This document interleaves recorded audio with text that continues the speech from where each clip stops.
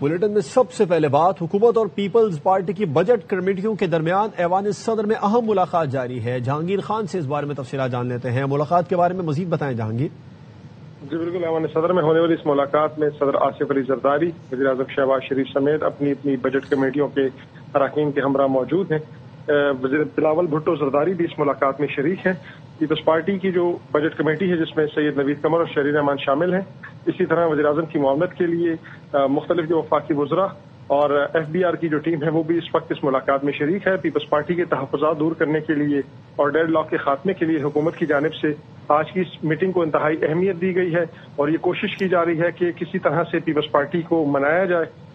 ذرائع کے مطابق پیپلز پارٹی کے جو تحفظات ہیں بجٹ سے متعلق، خصوصاً پرانے ٹیکسز کی شرح میں اضافہ اور نئے ٹیکسز کے نفاذ سے متعلق ہیں، کچھ لیوی میں اضافے سے متعلق ہیں۔ اس کے ساتھ ساتھ پیپلز پارٹی کی جانب سے جو سرکاری ملازمین کی تنخواہ اور پینشن میں 50% اضافے کا جو مطالبہ سامنے آیا ہے، اسی طرح کم از کم جو اجرت ہے اس کی جو شرح ہے وہ 60,000 روپے تک رکھنے کی جو مطالبہ ہے اس پر بھی حکومت کی جانب سے غور کیا جا رہا ہے۔ پیپلز پارٹی کے ذرائع نے تصدیق کی تھی کہ آج کی اس ملاقات میں حکومت کی جانب سے پیپلز پارٹی کو بجٹ کا جو مسودہ ہے وہ فراہم کیے جانے کا امکان ہے، اور پیپلز پارٹی آج کی اس ملاقات کے حوالے سے خاصی پر امید ہے کہ اس ملاقات میں تمام تر جو بنیادی ایشوز ہیں بجٹ سے متعلق، پیپلز پارٹی کے جو تحفظات ہیں وہ دور کر لیے جائیں گے اور پھر آگے کی سمت بڑھا جائے گا۔ تو ملاقات اس وقت ایوان صدر میں جاری ہے۔ جی آپ کا شکریہ جہانگیر تفصیلات کے لیے۔ اور پیپلز پارٹی نے حکومت سے بجٹ میں سرکاری ملازمین کی تنخواہ اور پینشن میں 50% اضافے کا مطالبہ کیا۔ ذرائع کا کہنا ہے پیپلز پارٹی نے کم سے کم اجرت 60,000 روپے کرنے کی تجویز دی ہے۔ حکومت تنخواہ اور پینشن سے متعلق پیپلز پارٹی کے مطالبات ماننے سے انکاری ہے۔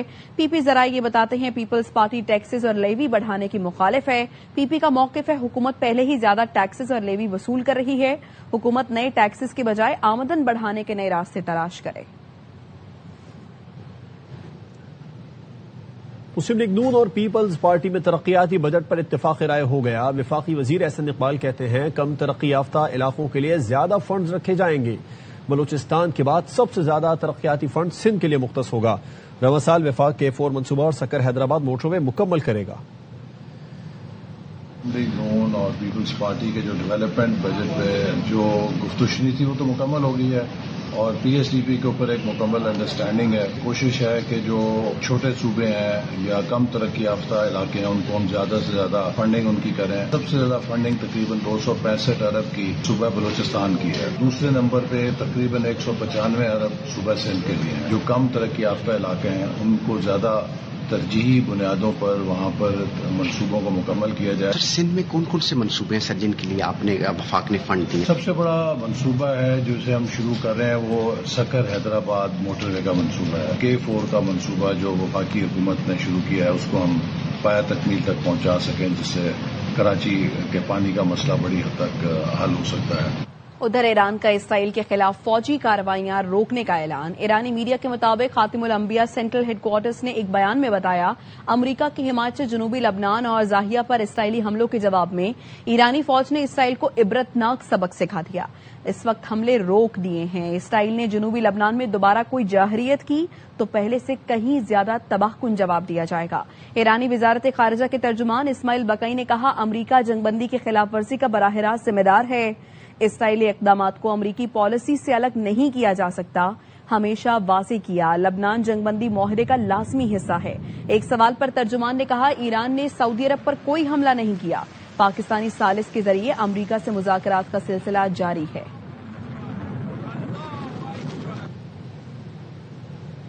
امریکہ کے صدر ڈونلڈ ٹرمپ کا اسرائیلی وزیر اعظم نیتن یاہو سے رابطہ۔ صدر ٹرمپ کی درخواست پر اسرائیل نے ایران پر حملے روکنے کی حامی بھر لی ہے۔ صدر ٹرمپ نے سوشل میڈیا پر پیغام میں بتایا کہ اسرائیل اور ایران دونوں فوری جنگ بندی کے حق میں ہیں۔ امن کے لیے حتمی مذاکرات جاری ہیں، تاہم یہ عمل جہالت یا حماقت سے متاثر ہو سکتا ہے۔ کوئی جہالت یا بیوقوفی آڑے نہ آئی تو معاملات بہت جلدی حل ہو جائیں گے۔ صدر ٹرمپ نے واضح کیا کہ جب تک کوئی حتمی معاہدہ طے نہیں پاتا بحری ناکہ بندی پوری طاقت سے جاری رہے گی۔ امید ہے معاملات جلد آگے بڑھیں گے۔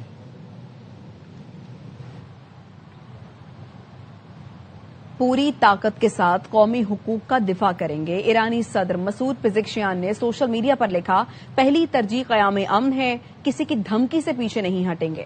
سفارتکاری اور دفاع ملک کی طاقت کے دو اہم بازو ہیں. ہم نے میدان چھوڑا، نہ مذاکرات سے انکاری ہیں. قومی یکجہتی سے ہر امتحان سے سرخرو ہو کر نکلیں گے. اسرائیل اور ایران کے ایک دوسرے کے پیٹرو کیمیکل پلانٹ پر حملے. اسرائیل نے تہران، کرج، تبریز اور اصفہان پر میزائل برسا دیے. ایران کا جوابی وار. اسرائیلی پیٹرو کیمیکل پلانٹ پر میزائل داغے. ایران کے حملوں کے بعد بن گوریان ایئرپورٹ پر ایمرجنسی لگا دی گئی. اسرائیلی ریڈیو پر جنگ کے اعلانات ہونے لگے. یمن کے حوثیوں نے بھی اسرائیل پر حملہ کیا. ایکس پر دعویٰ کیا کہ یافا میں اسرائیل کے حساس اہداف کو میزائلوں سے کامیابی سے نشانہ بنایا. حوثیوں نے بحیرہ احمر میں اسرائیل کی نقل و حرکت پر بھی پابندی لگا دی.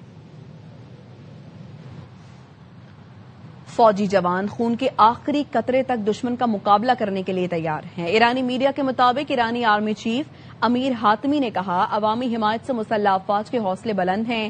اسرائیلی جارحیت کی پوری ذمہ داری امریکہ پر عائد ہوتی ہے. دشمن نے دوبارہ ایسی کوئی شرارت کی تو ہمارا اگلا اقدام اس سے بھی کہیں زیادہ شدید ہوگا. دشمن نے جنگ بندی کی خلاف ورزی کر کے ثابت کر دیا وہ کسی معاہدے کا پابند نہیں. Chief of defence forces field marshal Asim Munir سے ایرانی وزیر خارجہ کا رابطہ. ایرانی میڈیا نے بتایا کہ فیلڈ مارشل سے ایرانی وزیر خارجہ عباس اراغچی نے خطے کی موجودہ صورتحال پر گفتگو کی. عباس اراغچی نے ترکی، قطر، برطانیہ اور فرانس کے وزراء خارجہ سے بھی رابطہ کیا. علاقائی کشیدگی پر تبادلہ خیال کیا گیا. ایرانی وزیر خارجہ نے عراق اور سعودی عرب کے ہم منصبوں سے بھی ٹیلی فونک رابطہ کیا. عباس اراغچی کا کہنا ہے دونوں ملکوں کو اسرائیل کی خلاف ورزیوں پر ایرانی اقدامات سے آگاہ کیا گیا.